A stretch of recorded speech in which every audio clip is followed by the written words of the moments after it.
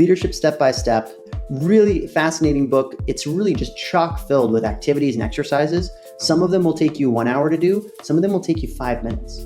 And just totally highly recommend this book.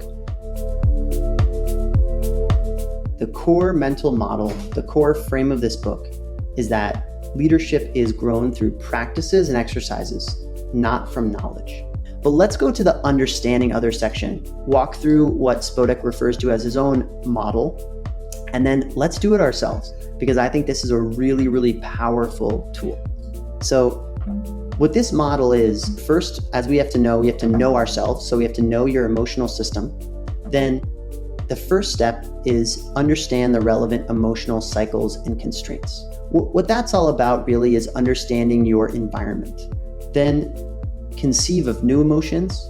This is more about a belief, right? You wanna take an emotion that you are seeking to reach that you don't currently have. Conceive of new emotions, beliefs, and environments, behaviors. This is what could I do to live in a different way? And then fourth and finally, implement the behaviors, beliefs, environments. Actually do those things. So let's look at a very specific example.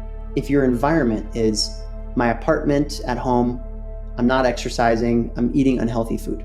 The belief that you might have based on that environment is, I'm never gonna get that 6-pack, or I'm never gonna be buff, or I'm never gonna run that 6-minute mile or 5-minute mile. So why try? The emotion that follows that then is feeling resignation, meaning feeling unmotivated to try to accomplish that goal, but also positive pleasure because you're eating snacks and you're watching YouTube instead. And the behavior is watching TV, watching YouTube, eating that unhealthy food. So that's the current situation.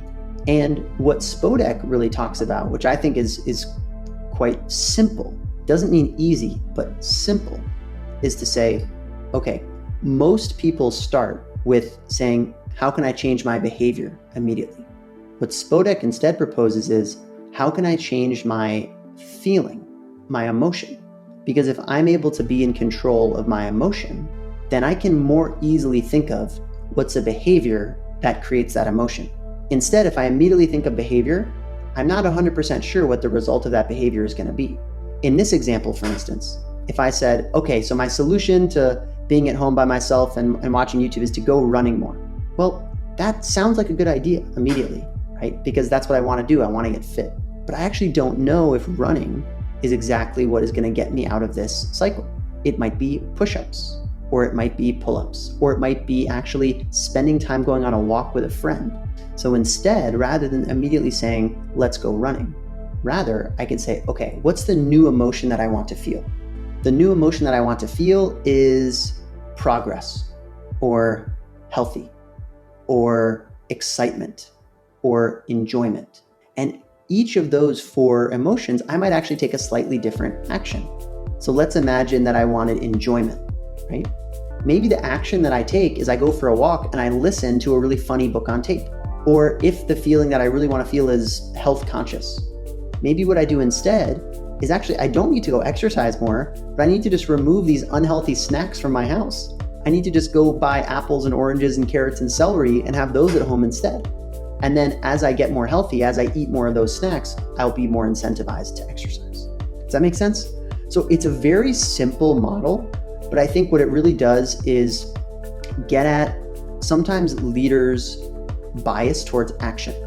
I know that everybody on this call is super smart and super motivated.